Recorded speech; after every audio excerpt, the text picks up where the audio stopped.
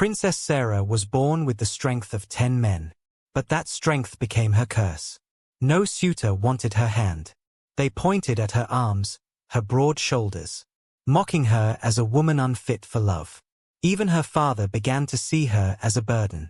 And Sarah, the princess of the land, cried alone at night. Welcome back. As you enjoy the story, don't forget to like, comment, subscribe and also share with your friends. Now back to the story. The palace courtyard was filled with laughter, but not the kind that warms the heart. It was the kind that cuts deep, the kind that makes a person shrink even when they are standing tall. On that day, all the young men who had come to seek the hand of Princess Sarah walked away, leaving behind only cruel whispers and mocking smiles. She is too big, one man said, his voice dripping with scorn. Marry her, and she will carry you on her back like a child. Another joked, making the others roar with laughter.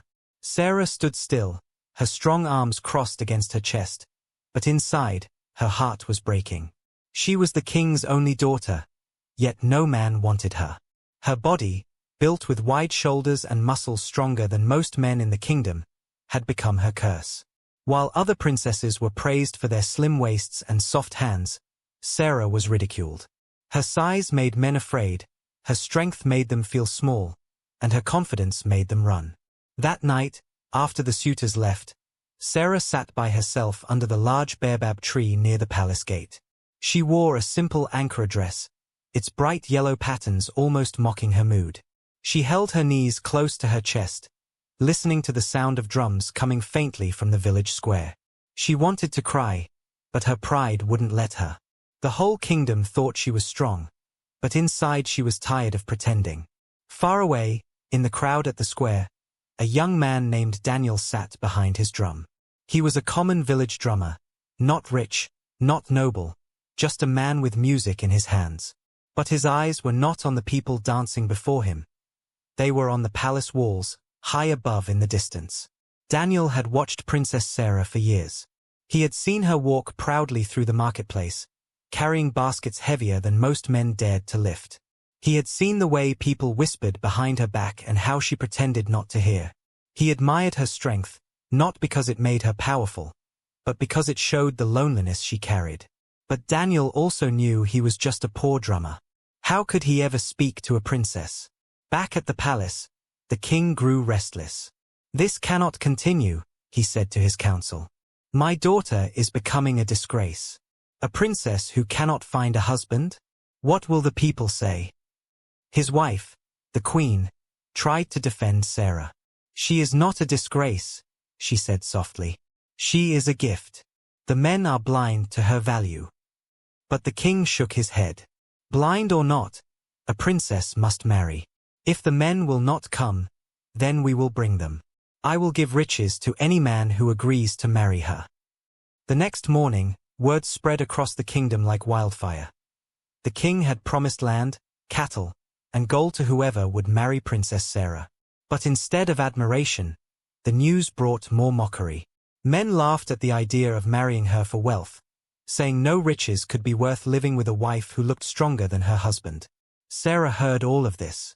She kept her face straight in public, but at night she cried alone in her chamber. She hated herself for crying, but the pain was too much.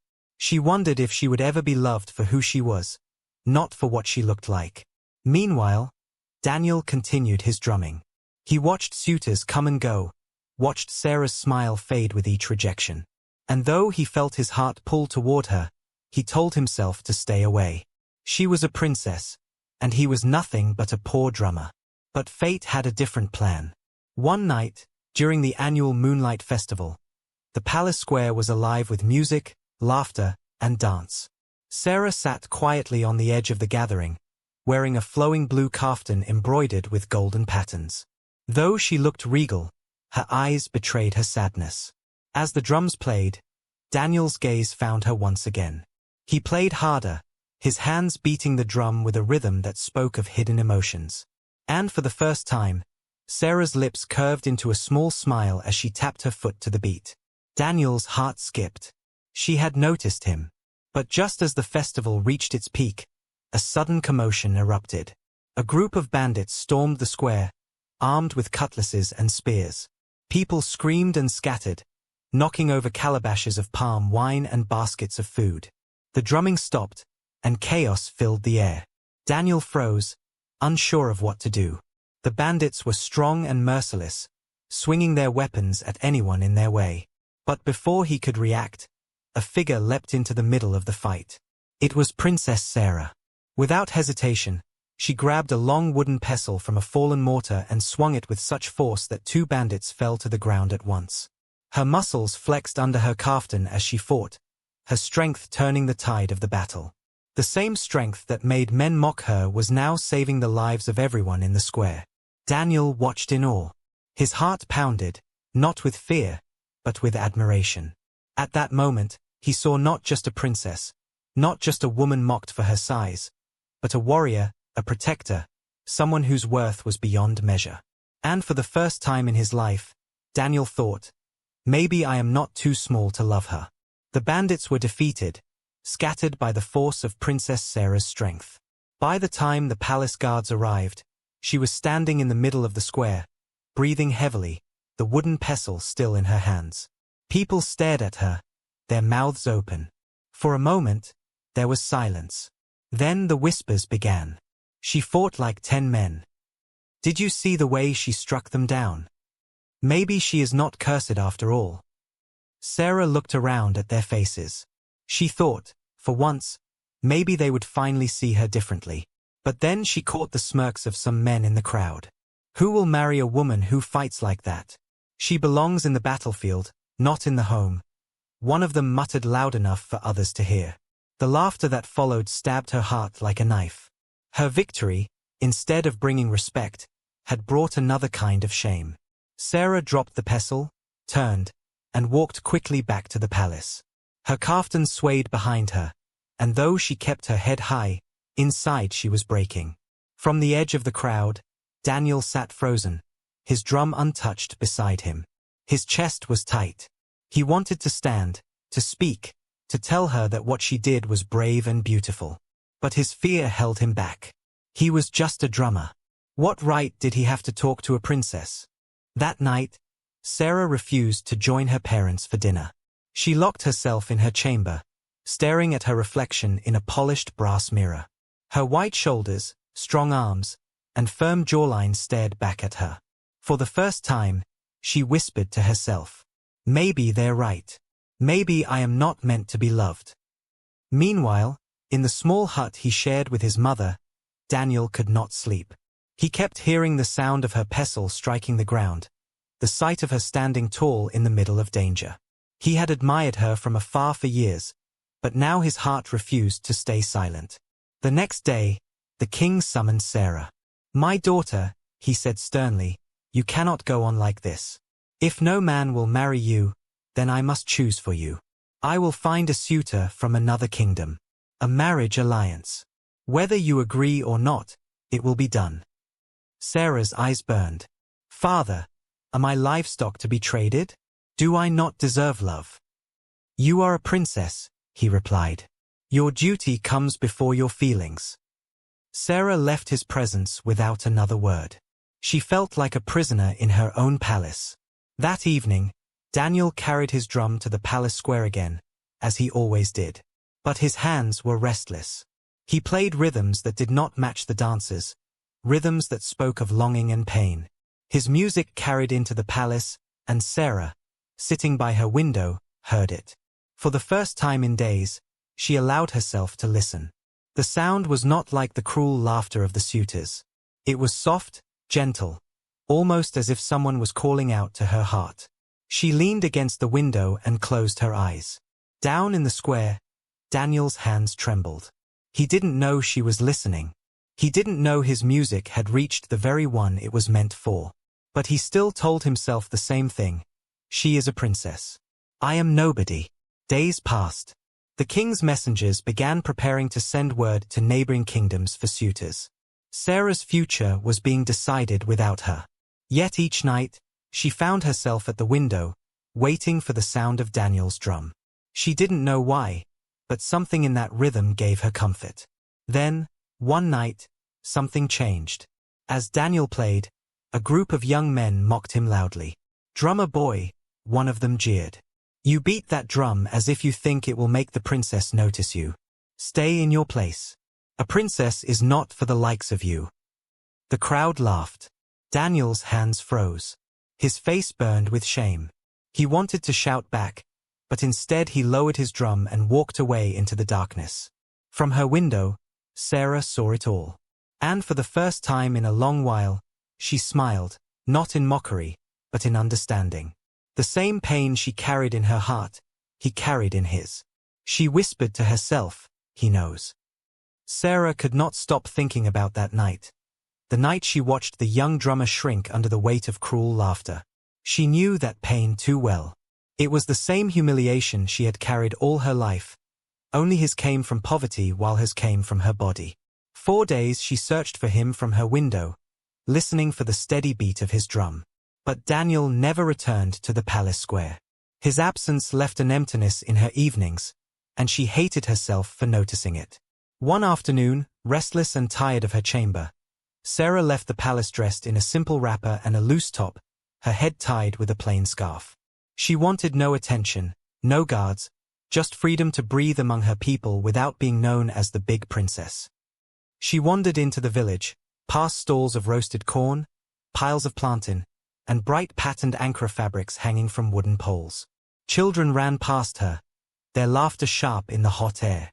And then, faintly, she heard it, the sound of a drum.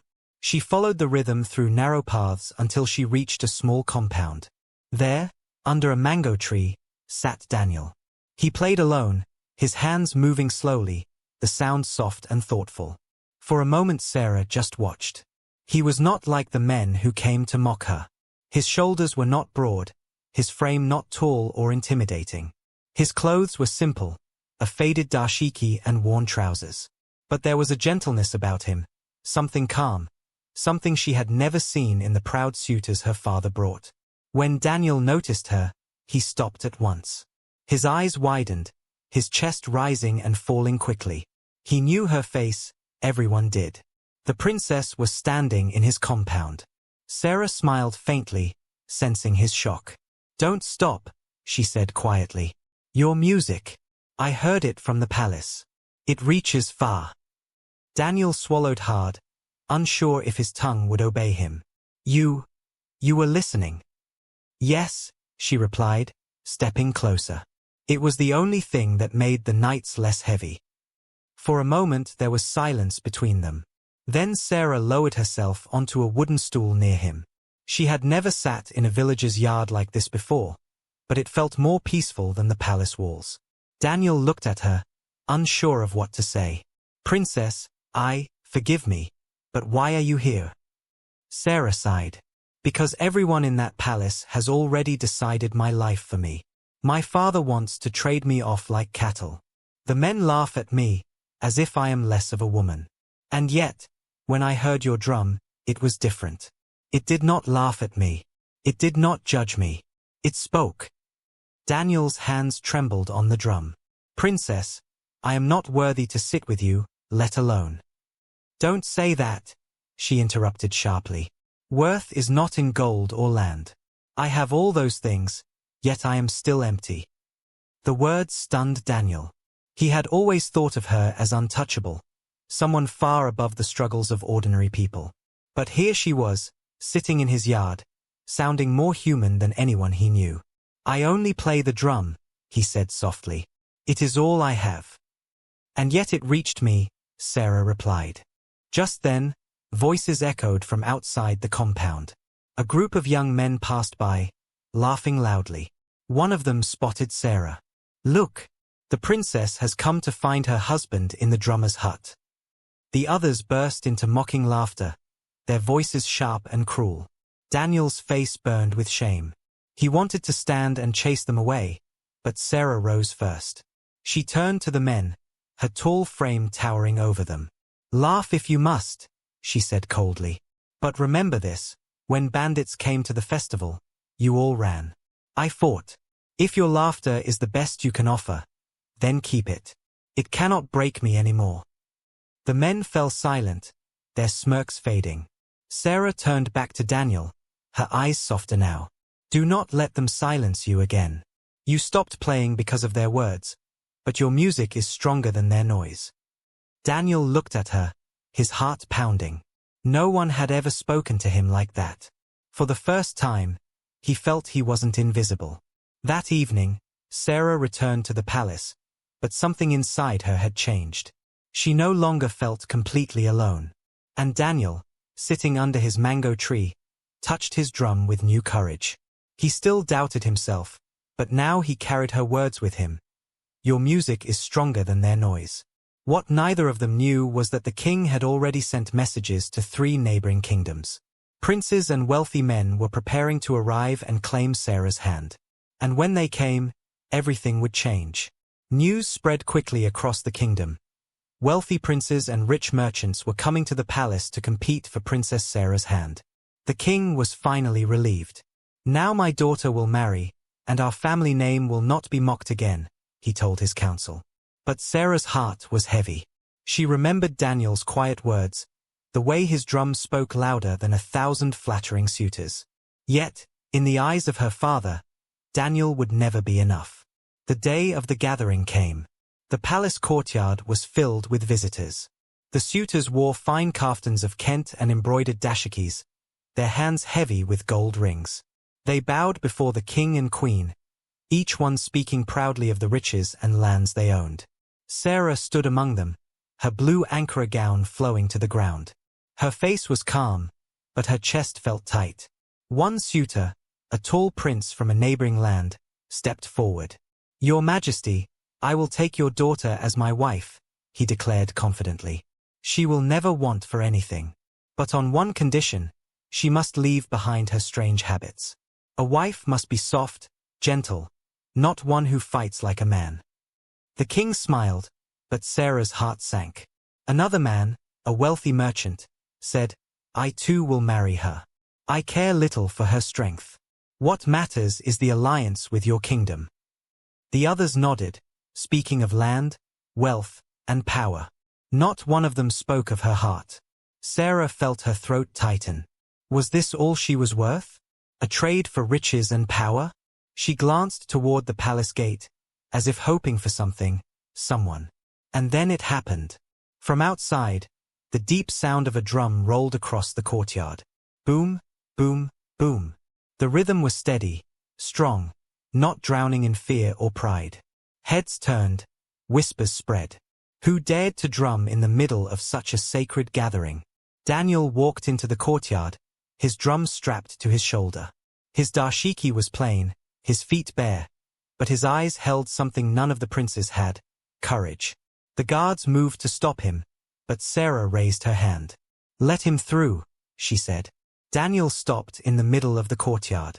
He bowed his head to the king and queen, then lifted his drum. "Forgive me, your majesties. I have no gold to offer, no land, no cattle.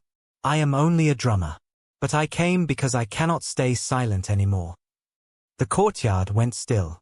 Daniel continued, his voice trembling but clear. "Your daughter is mocked for her strength, but it is that same strength that saved us all during the festival. While others ran, she stood. She is not a curse, she is a blessing.